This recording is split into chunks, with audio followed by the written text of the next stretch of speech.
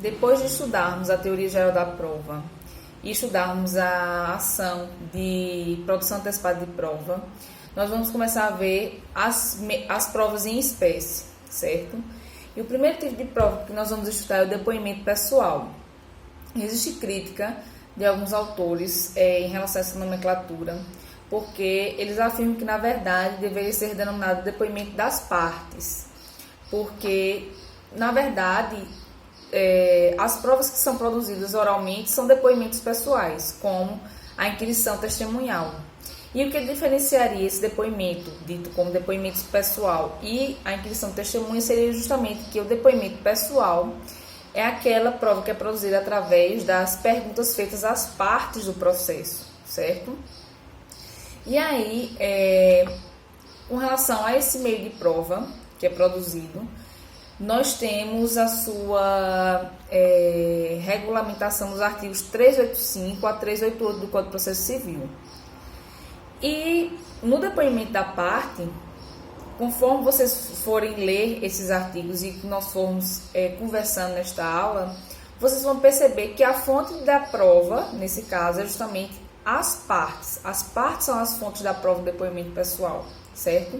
Porque o depoimento pessoal é justamente as perguntas que serão feitas às partes do processo para que se esclareça, através das respostas delas, os fatos probandos que se requer que se seja efetivamente comprovado dentro do processo judicial. E aí, o depoimento da parte não é uma mera liberalidade da parte, é um dever da parte prestar esse depoimento. E esse dever está esculpido no artigo 379, inciso 1º do Código de Processo Civil, que diz que, preservado o direito de não produzir prova contra si própria, incumbe à parte comparecer em juízo respondendo ao que lhe for interrogado. Então, daí a gente pode perceber que é um dever da parte comparecer em juízo sempre que for chamado e efetivamente responder às perguntas que lhes forem feitas em juízo, certo? E aí, entenda-se como parte, autor, réu, denunciado, assistente, substituto processual e opoente, certo? Todas essas pessoas, todas essas, como é que se diz? Entidades, como diz a história, são tidos como partes, não apenas autor e réu, mas também o assistente, o opoente, o substituto processual e o denunciado, certo? E o depoimento pessoal ele pode ocorrer de duas formas, ou por provocação ou através de interrogatório. O depoimento pessoal por provocação é aquele que é requerido pela parte adversa, certo? A parte contrária requereu a oitiva daquela outra parte. E ele está previsto no artigo 385, caput, na primeira parte. Vamos dar uma olhadinha. Cabe à parte requerer o depoimento pessoal da outra parte, a fim de que esta seja interrogada na audiência de instrução e julgamento. Então, analisando essa primeira parte, nós vemos que o depoimento pessoal por provocação é aquele em que uma parte requer ao juízo que seja terminada a oitiva da outra parte, certo? Ou seja, o autor, na sua petição inicial, requer que seja produzido o depoimento pessoal do réu, e o réu, na sua contestação, requer que seja produzido o depoimento pessoal do autor, certo? Esse depoimento pessoal por provocação ocorre na audiência de instrução e julgamento, certo? Naquele momento, depois do saneamento, em que é marcada uma audiência para a produção de provas, certo? E posterior julgamento, se for o caso de proferir o julgamento na própria audiência. E ele deve ser feito sob pena de confissão ficta, ou seja, eu como autora de uma demanda requeiro na minha petição inicial. E aí, no finalzinho da petição inicial, acho que do modelo que eu mandei para vocês de petição, tem um protesto por produção de provas. E nesse protesto por produção de provas, aí você requer quais são os tipos de prova que você quer que sejam produzidas. O que pode ser efetivamente requerido quando o juiz, no despacho de saneamento, achando que as partes ainda não delimitaram quais as provas que pretendem produzir, pedem para que elas se manifestem sobre isso. Aí pode ser requerido também nesse momento, certo?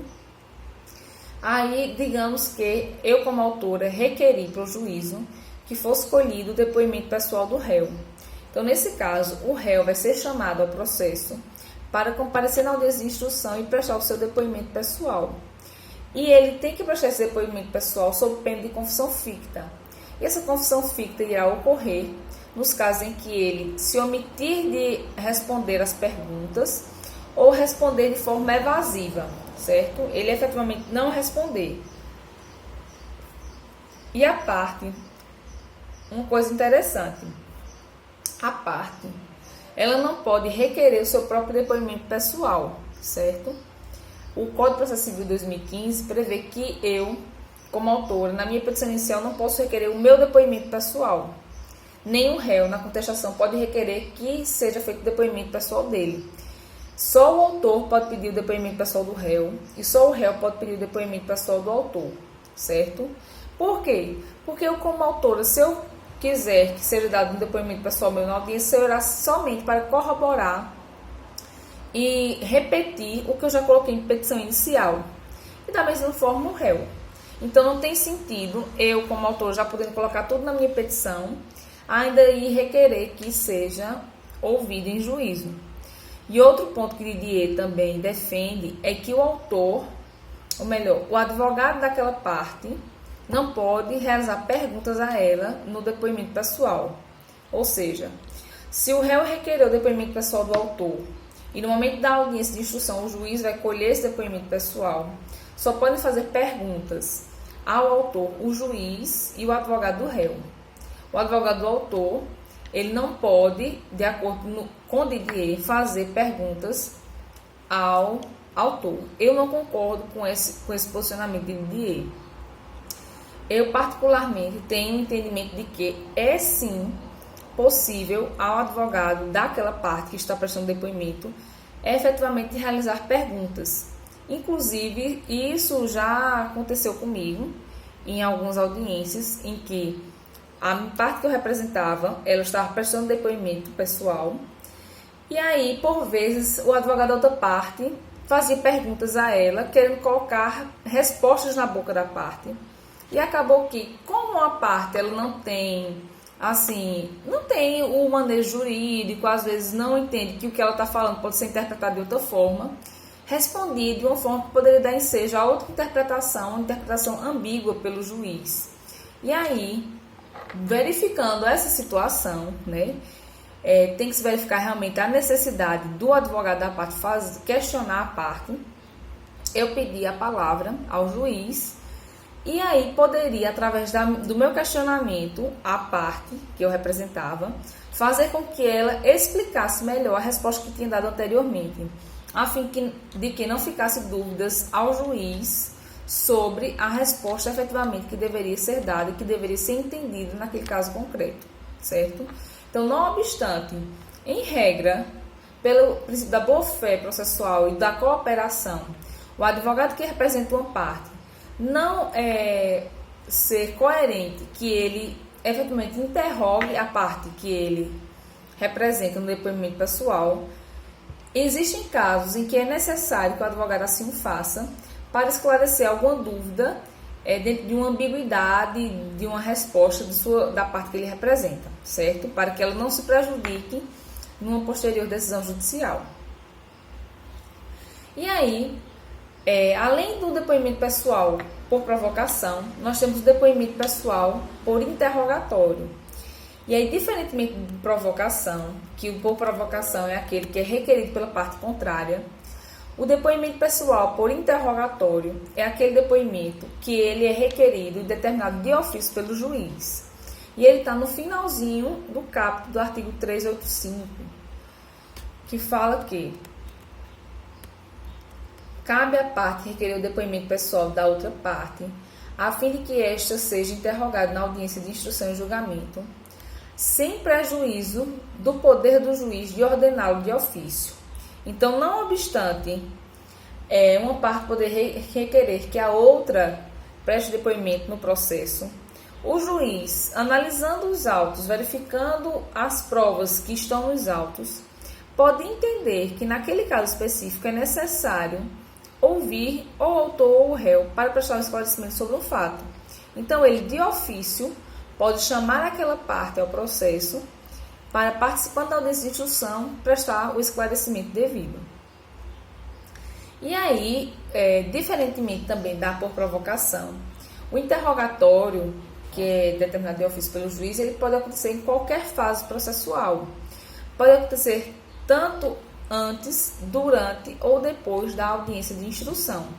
Geralmente, esse interrogatório ele ocorre depois da audiência de instrução. Por quê? Porque na audiência de instrução ele vai ouvir as partes e aí quando ele for analisar o restante dos documentos e das provas que tem nos autos, ele ainda pode entender que subsistiu uma dúvida com relação a algum fato. E aí ele chama novamente aquela parte para que ela preste o esclarecimento. Não obstante, ter conhecimento de que esse chamamento para esse interrogatório pode acontecer em qualquer fase processual, inclusive na fase recursal, certo? Também no caso do interrogatório, diferentemente do depoimento por provocação, não se aplica a pena de confissão se a parte efetivamente não responder à pergunta que lhe for feita, certo? Mas, mesmo não incidindo a penalidade de confissão ficta pela não resposta, pode-se-lhe aplicada a condenação, por litigância de má-fé, atentar à dignidade da justiça, certo? E também pode se enquadrar como crime de desobediência.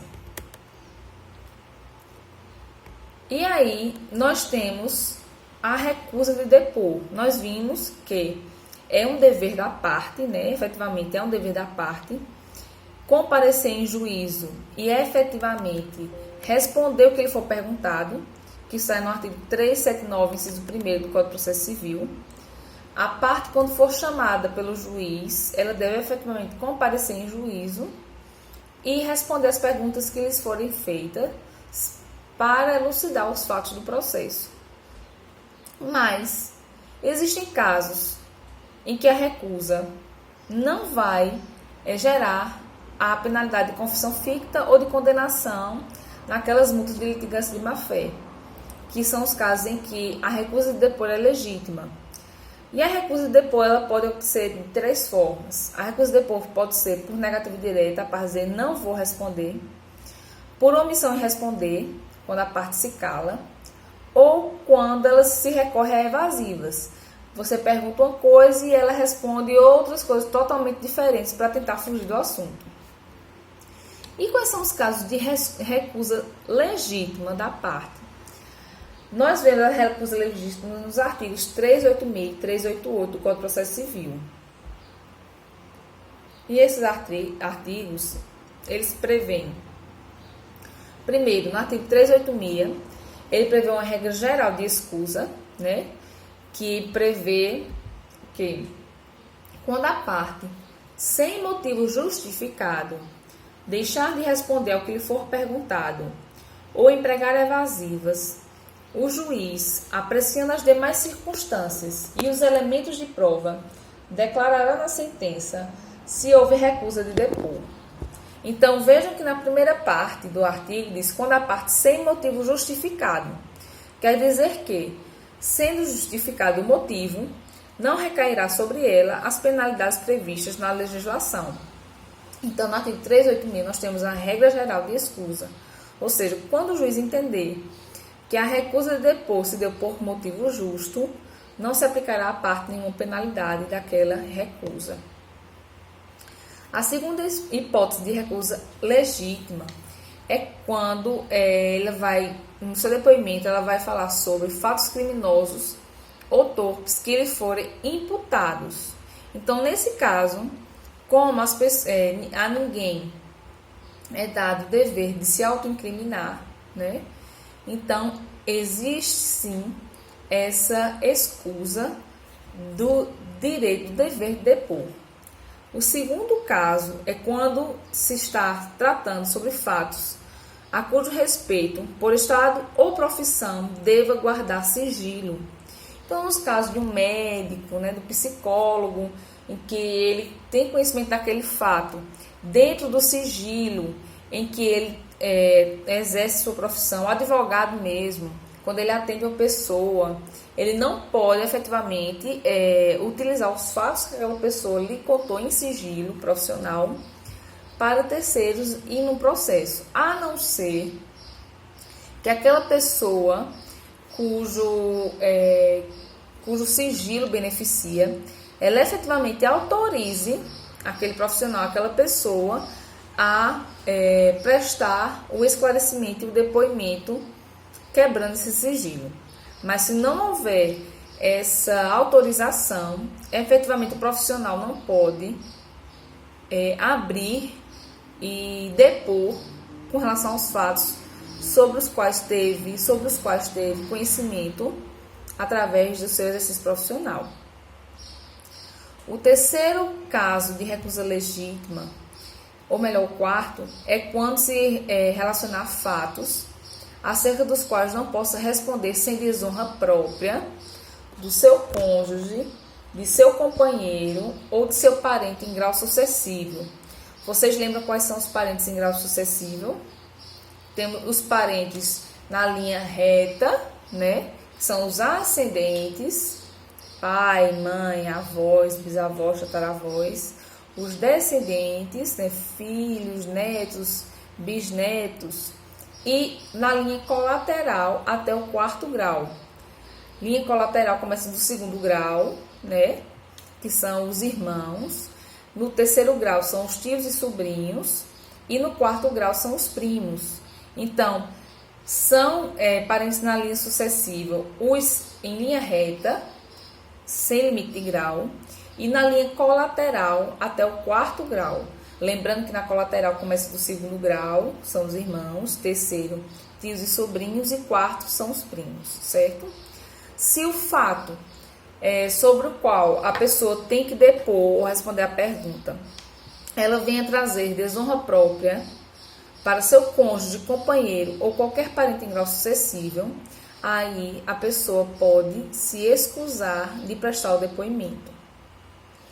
O quinto fato e último, que é uma recusa legítima de prestar depoimento, é com relação aos fatos que coloquem em perigo a vida do depoente ou das pessoas referidas no inciso 3º, que aí no caso do inciso 3º do artigo 388. Então, quando ele tiver que responder alguma pergunta que se relacione sobre fatos que coloquem em perigo a vida do depoente ou das pessoas referidas anteriormente, ou seja, cônjuge, companheiro, parente em linha reta ou colateral até o quarto grau, ele não estaria obrigado a efetivamente prestar o depoimento, certo? Vamos fazer uma pausa aqui nesse vídeo e continuamos no próximo para encerrar o depoimento pessoal.